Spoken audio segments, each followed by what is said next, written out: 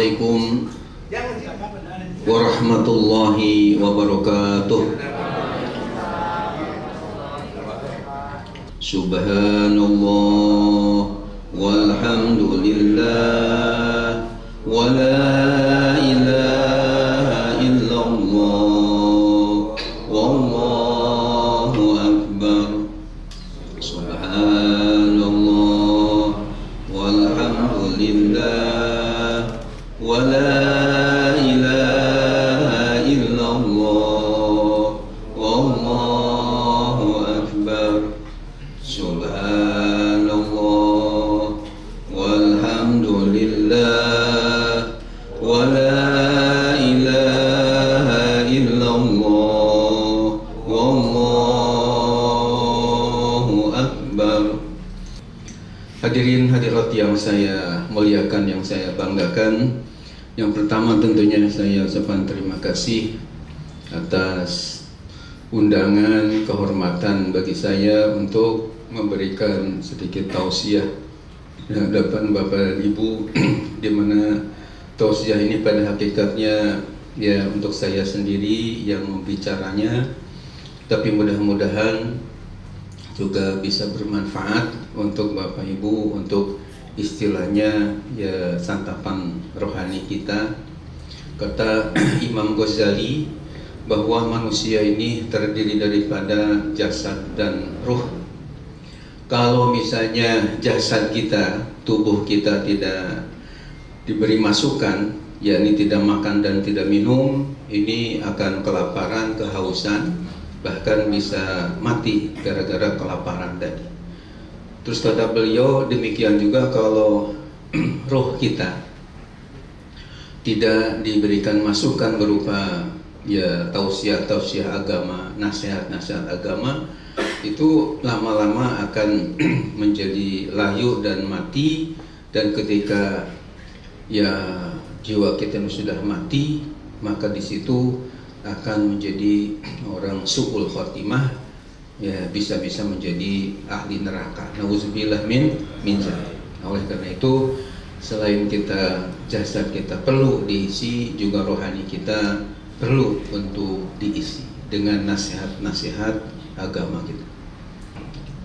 Dalam kesempatan yang berbahagia ini, tentu temanya yang ringan-ringan aja untuk menjadi nasihat kepada kita, bahwa saya membaca sebuah hadis dalam kitab kumpulan hadis, nama kitabnya Al-Jami'us Shaghir bil Ahadits Al-Bashir An-Nazir, yang dikarang oleh seorang ulama ahli hadis dari Mesir, yakni Imam Jalaluddin As-Suyuti rahimahullah, wafat 911 Hijriah. Sekarang sudah 1443, mau 1444 ya. Ini sudah lama sekali beliau wafat. Nah, sebelum wafat beliau mengarang sebuah kitab hadis. Nama kitabnya sekali lagi Al-Jami'us Shaghir fil Ahadits Al-Bashir An-Nazir. Kalau diterjemahkan ke dalam bahasa Jakarta adalah himpunan hadis-hadis yang singkat padat yang menerangkan ya penjelasan dari Nabi kita Muhammad SAW, pemberi kabar gembira dan memberi peringatan. Kalau saya hitung hadis-hadisnya itu tidak kurang 10.000 ya. Dalam kitab itu satu jilid tebal 10.000 hadis. Ada hadis Nabi yang menarik menurut saya, yang berbunyi masalul mu'min masalul nahlah. Artinya perumpamaan orang yang beriman itu, kata Nabi, masalul nahlah, tahu bahaya seperti seekor lebah. Jadi orang mukmin oleh Rasulullah SAW hendaknya bisa mencontoh, mengambil ibrah, pelajaran yang berharga dari seekor lebah. Jadi Rasulullah menginginkan kita ini sebagai umatnya yang beriman supaya meniru dan mencontoh, mengambil pelajaran dari seekor lebah.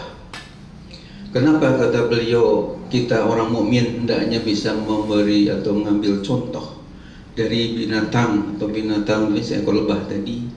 Karena kata beliau dari binatang lebah itu ada 3 hal yang menjadi katakanlah pelajaran. Yang 3 hal itu, yang pertama kata beliau kalau binatang lebah itu dalam kesehariannya senantiasa hinggap di bunga-bunga atau kembang-kembang yang biasanya bersih dan harum. Saya sampai saat ini belum pernah melihat ada binatang lebah adanya di Kecomberan, ya, di tempat-tempat got atau tempat-tempat yang kotor begitu, yang jorok. Tapi biasanya yang kita lihat adanya memang di bunga-bunga atau di kembang-kembang yang bersih dan harum. Pelajaran apa yang bisa diambil dari binatang lebah yang pertama tadi?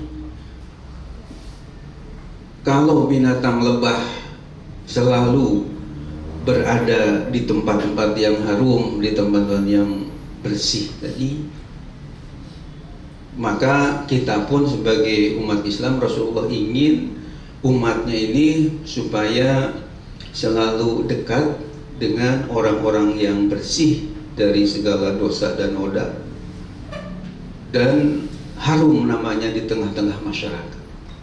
Dengan kata lain, hendaknya kita umatnya ini ketika bergaulah dengan orang-orang yang soleh, yang bertakwa kepada Allah, yang betul-betul ya rajin ibadah kepada Allah Subhanahu wa Ta'ala. Apalagi sampai orangnya hafal Quran 30 juz. Insya Allah. Kenapa kita harus banyak bergaul dengan orang-orang yang soleh tadi? Ya tentunya mudah-mudahan kita ketularan, ya, ketularan jadi soleh juga, ya. Berbeda dengan kita bergaul dengan orang yang brengsek, dengan orang yang amburadul akhlaknya, bejat akhlaknya, jahat.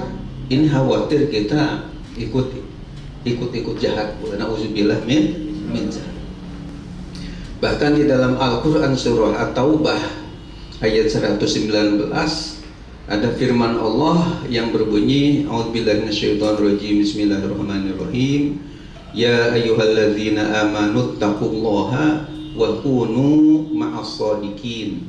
Itu ada dalam surah At-Taubah ayat 119. Artinya, ya ayyuhalladzina amanu, wahai orang yang beriman, ittaqullah, bertakwalah kepada Allah. Wa kunu ma'as-shadiqin, dan hendaklah kalian berada ma'as-shadiqin, beserta orang-orang yang jujur. Shadiq ini orang yang benar, ya. Rasulullah punya sifat sidik, yakni sifat benar, jujur.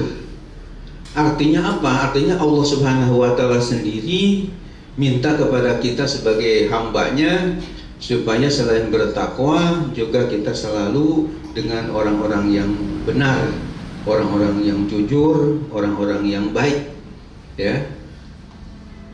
Rasulullah SAW di dalam hadis Bukhari menyatakan juga bahwa masalul jalisis sholih kamasali sohibil mis. Perumpamaan orang yang kita katakanlah tempat bergaul itu kamasalil sohibil miski, seperti kita dekat dengan tukang minyak kasturi. Kalau misalnya Bapak Maulana, ya, dekat dengan tukang minyak kasturi, walaupun enggak beli, tapi ya, tapi berdekatan terus, itu biasanya ikut ya harum, tercium ya harum, karena dekat dengan yang tukang jual minyak harum tadi, wangi. Bahasa Arab mengatakan al-jildu fil mushafi yushammu wal jildu fi tobli yutrobu. Artinya al-jildu kulit, jildun itu kulit, fil mushafi yang ada di mushaf Al-Quran, yushammu ya diciumi, yushammu itu dicium, ya, dikis. Tapi wal jildu fi tobli, kulit yang ada di beduk, toblon itu beduk atau gendang, yudrobu, dipukuli. Ya. Artinya apa? Artinya ini gambaran, walaupun sama-sama kulit, sebenarnya yang kulit sampul di mushaf Al-Quran itu sebenarnya hakikatnya kulit. Kenapa itu mushaf ini, kulit di mushaf ini dicium, sementara kulit yang ada di beduk atau di gendang dipukul? Padahal sama-sama kulit. Oh, ini masalahnya beda dekatnya. Kalau kulit yang ada di mushaf kena dekat dengan yang mulia, kitab suci Al-Quran ini luar biasa mulia. Bahkan Allah mensifati Al-Quran itu, saya teliti, tidak kurang 4 atribut, 4 sifat. Yang pertama, Allah sifati Al-Quran dengan majid, yang agung. Ya, ada dalam surah Al-Buruj, bal huwa Qur'anun majid fi lauhim mahfuz. Berarti Quran ini hebat, mulia. Yang kedua, Allah sifati Quran dengan karim, mulia. Ada dalam surah Waqiah, innahu laqur'anun karim fi kitabim maknun la yamassuhu illal mutahharun. Innahu laqur'anun karim. Jadi karim itu artinya mulia. Quran itu artinya adalah firman Allah yang mulia. Yang ketiga, Allah sifati Al-Quran itu dengan aziz. Ada dalam surah Fussilat, wa innahu lakitabun aziz la ya'tihil batil min baini yadayhi wa min khalfihi tanzilu min hakimin hamid. Quran ini adalah kitab suci aziz yang mulia. Bahkan di dalam tafsir, pengertian aziz di situ adalah adimun nazir, yakni yang tidak ada bandingan. Artinya walaupun di dunia ini banyak sekali kitab suci, ya, karena semua agama itu di antara syarat menjadi agama adalah harus ada kitab suci. Selain ada Tuhan yang disembah, ada Nabi atau Rasul sebagai pelantara antara Tuhan dengan manusia, juga harus ada kitab suci. Misalnya yang pertama, agama Islam dengan kitab sucinya Al-Quran. Yang kedua, ada agama Yahudi dengan kitab sucinya Taurat atau Toret. Yang ketiga, ada agama Nasrani dengan kitab sucinya Injil atau Bible. Yang ketiga, yang keempat, agama Majusi yang sekarang masih ada di Bombay. Katanya kalau nyembah harus dengan api. 1000 tahun lama itu api enggak padam-padam, karena mau padam dinyalain lagi, ya. Itu kitab sucinya namanya Zen Avesta. Kemudian yang kelima, agama Hindu dengan kitab sucinya Weda. Kemudian yang keenam, ya, agama Buddha dengan kitab sucinya Tripitaka. Kemudian yang ketujuh, agama Shinto yang banyak dianut di Jepang dengan kitab sucinya Kojiki. Kemudian yang terakhir, yakni Konghucu, ini agama banyak di orang Cina dengan kitab sucinya lucu yang judulnya adalah Chung Hong, ya. Itu kitab sucinya namanya seperti itu. Yang jelas kitab-kitab suci dibandingkan dengan Al-Quran itu adalah jelas kalah oleh Al-Quran. Sehingga di dalam kitab tafsir Al-Manar, ya, di muqaddimahnya saya baca dikemukakan la tazkurul kutubas sawali fa'indahu tol astabah fa'al kindila. Jangan kau sebut-sebut, jangan banding-bandingkan Al-Quran dengan kitab suci yang lain, karena enggak sebanding. Ibaratnya Al-Quran seperti cahaya matahari yang menyinari dunia, sementara kitab suci yang lain taubahnya seperti lampu tempel dari minyak tanah, ya. Jadi artinya kalau sudah yang seperti ini, lampu tempel yang biasanya dari minyak tanah, istilah di Sunda lampu cemplek, ya. Ya, itu matiin aja lah, kalah sama cahaya matahari. Jadi Al-Quran itu hebat sekali. Itu makna aziz. La ya'tihil batil min baini yadayhi wala min khalfihi tanzilu min hakimin hamid. Al-Quran itu tidak kemasukan kebatilan, kepalsuan, baik di depannya maupun di belakangnya, karena diturunkan dari zat Allah yang maha bijaksana lagi maha terpuji. Hamidum, ya, maha terpuji. Hadirin hadirat yang dimuliakan oleh Allah Subhanahu wa taala. Dan yang keempat, Allah sifati Al-Qur'an dengan Al-Azim. Ada dalam surah Al-Hijr, Allah nyatakan walaqad atainaka sab'am minal mathani wal Qur'anal azim. Sungguh kami telah memberi kepadamu ya Muhammad sallallahu alaihi wasallam 7 ayat yang berulang-ulang, yakni surah Al-Fatihah, wal Qur'anal azim, dan Quran yang agung. Jadi artinya kembali kepada pembicaraan tadi, kenapa kulit yang ada di mushaf itu menjadi mulia sampai diciumin, ya, oleh ulama, oleh para ustadz, para kiai, para karyawan, juga artis dan sebagainya. Padahal sama-sama kulit dengan yang ada nempel di bedug atau di gendang. Ya, jawabannya karena yang didekatinya lain. Kalau kulit yang ada di mushaf karena dekat dengan firman Allah yang mulia, akhirnya terbawa mulia sampai dicium segala.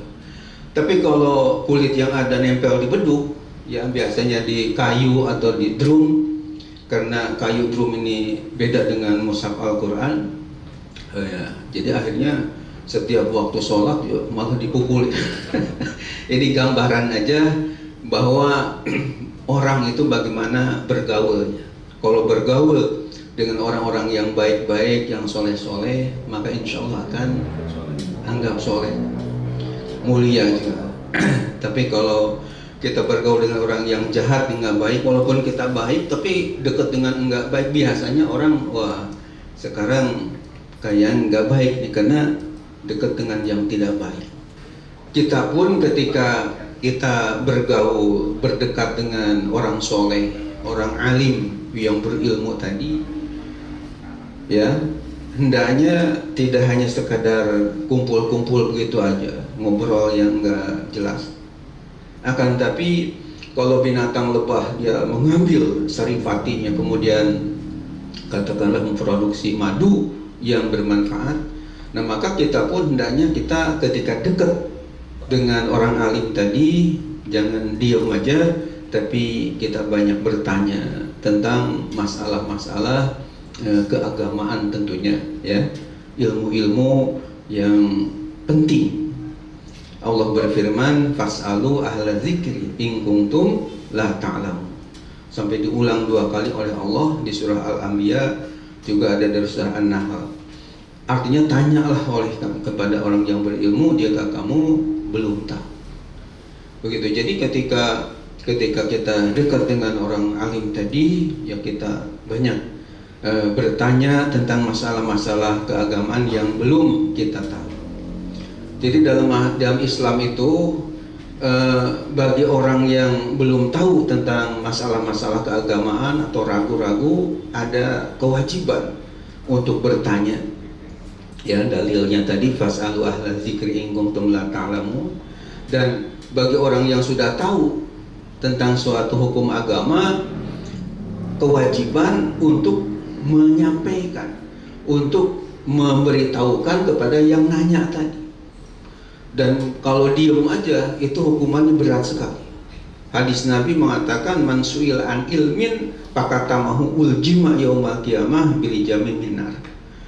Artinya barang siapa yang ditanya tentang suatu ilmu dan dia tahu yang ditanya, tapi fakatamahu disembunyikan, enggak mau menjelaskan, maka nanti mulutnya itu akan diberi kendali bukan dari besi kayak kuda, tapi minar, dari api neraka. Nauzubillah min. Karena sudah tahu tapi ketika ditanya enggak mau menjelaskan. Nah, jadi ada dua sisi ya. Pertama, yang awam yang belum tahu wajib bertanya supaya tahu. Nah, yang sudah tahu wajib juga menjelaskan kepada yang nanya supaya ya mereka tahu. Namun di dalam agama itu bagi orang yang ditanya tentang masalah agama tapi belum tahu, ini tidak boleh sok tahu. Jadi ketika ditanya tentang agama, tapi kalau sudah tahu wajib diberitahukan. Tapi ketika misalnya belum tahu, dia wajib harus diam. Tidak boleh sok tahu sok pintar. Karena ada hadis Nabi mengatakan bahwa ajra'ukum ala fatwa, ajra'ukum ala nar. Kalian berani memberi fatwa hukum halal haram, boleh tidak, tapi ilmunya kosong. Hanya sok-sokan aja, gengsi kalau enggak menjawab. Kata Nabi, ajra'ukum ala nar, berarti kamu ini berani, paling berani masuk neraka. Nauzubillah min dzalik. Dan yang terakhir dari binatang lebah ini, kata Nabi, binatang lebah ini ketika hinggap di sebuah ranting, walaupun kering dan kecil, itu ranting itu tidak pernah patah. Artinya yang bisa kita ambil dari pelajaran dari binatang lebah yang ketiga adalah ketika kita bergaul di tengah-tengah masyarakat, maka usahakan jangan sampai ada ucapan-ucapan kita yang menjadi retak hubungan. Orang menjadi tersinggung gara-gara lidah kita, ya. Makanya Rasulullah SAW telah bersabda dalam hadis sahih yang menyatakan, man kana yu'minu billahi wal yawmil akhir falyaqul khairan aw liyasmut, muttafaq alaih. Artinya barang siapa yang beriman kepada Allah dan hari akhirat, hendaklah ucapkan yang baik, aw liyasmut, atau diam. Jadi kalau enggak ada hal-hal yang baik, kata Nabi, diam aja, enggak usah ngomong apa-apa. Ya. Ini saya kira akhlak yang sangat luhur, ya. Sebab masalahnya kalau lidah kita enggak dijaga dengan baik, khawatir menjadi kena kesana kemari dan orang lain menjadi tersinggung, akhirnya hubungan kita menjadi retak. Dalam pepatah bahasa Arab dikatakan, salamatul insan fi hibzil lisan. Selamatnya manusia dengan menjaga lidah. Bahkan ada pepatah lagi dalam bahasa Arab dikatakan bahwa ihfad lisanaka antakula patabdali innal bala'a muwakkalun bil mantiki. Artinya jagalah lidahmu, jangan sampai terucap kata-kata yang akan menimbulkan bala bencana. Karena biasanya bala bencana muncul gara-gara lidah yang tidak terkendali. Mungkin pernah kita dengar dulu di Sampit, Kalimantan Barat, terjadi huru-hara, bentrokan, bahkan saling bunuh antara orang Madura dengan orang Sampit. Itu katanya awalnya itu dari gara-gara saling ledek, saling ejek, saling hina dari mulut tuh. Akhirnya menjadi berantem, akhirnya jadi perang, ya, gara-gara dari lidah. Nah, oleh karena itu hikmah yang tiga, ibrah pelajaran yang tiga dari binatang lebah ini mudah-mudahan kita bisa mengambilnya dengan baik. Yang pertama, simpulannya adalah bahwa kalau binatang lebah selalu dekat dengan bunga dan kembang yang harum dan bersih, usahakan kita pun dalam keseharian bergaul dengan orang-orang yang soleh, ya, yang bersih, kemudian yang akhlaknya bagus. Amin ya Allah ya Rabbal. Yang kedua, kalau binatang lebah selalu mengambil saripatinya sehingga memproduksi madu yang sangat bermanfaat. Nah, kita pun ketika berdekatan orang soleh dengan orang alim tadi, hendaknya banyak bertanya, banyak menimba ilmu, sehingga ilmu itu kita akhirnya mungkin bisa dakwahkan dengan lisan, kalau bisa dengan tulisan. Itu sangat bermanfaat. Dan yang ketiga, ketika binatang lebah, ya, hinggap di ranting tidak pernah patah. Nah, kita pun ketika bergaul tengah masyarakat, hendaknya bisa menjaga akhlak kita, tindakan kita, ucapan kita, sehingga betul-betul bisa terjalin dengan baik persatuan di kalangan kita, khususnya umat Islam. Ingat pepatah bahasa Arab, al-ittihadu quwwatun wa tafarruqu du'fun. Orang Kulon menyebutnya united we stand, divided we fall. Bersatu kita teguh, bercerai-berai kita kawin lagi, bukan, maksudnya runtuh. Ya, mudah-mudahan tausiah yang kurang lebih 1 jam ini bermanfaat, ya, dan insya Allah tentunya penuh dengan keberkahan dari Allah Subhanahu Wa Taala. Sekali lagi, mudah-mudahan NRA, ya, dan MKU juga Aruna dan Des Al Khairat ini mudah-mudahan oleh Allah Subhanahu Wa Taala kedepannya diberikan kesuksesan, kejayaan dan keberkahan. Amin ya Allah ya Rabbal. juga karyawan-karyawatinya pada lebih sejahtera lagi. Amin ya rabbal alamin. Bapak Ibu yang dirahmati Allah, demikian nasihat keagamaan, mudah-mudahan bermanfaat khususnya bagi saya sendiri yang banyak kekurangannya, juga tentunya bagi Bapak dan Ibu yang saya hormati, dan kita selalu diberikan lindungan oleh Allah, diberkahi oleh Allah Subhanahu wa taala.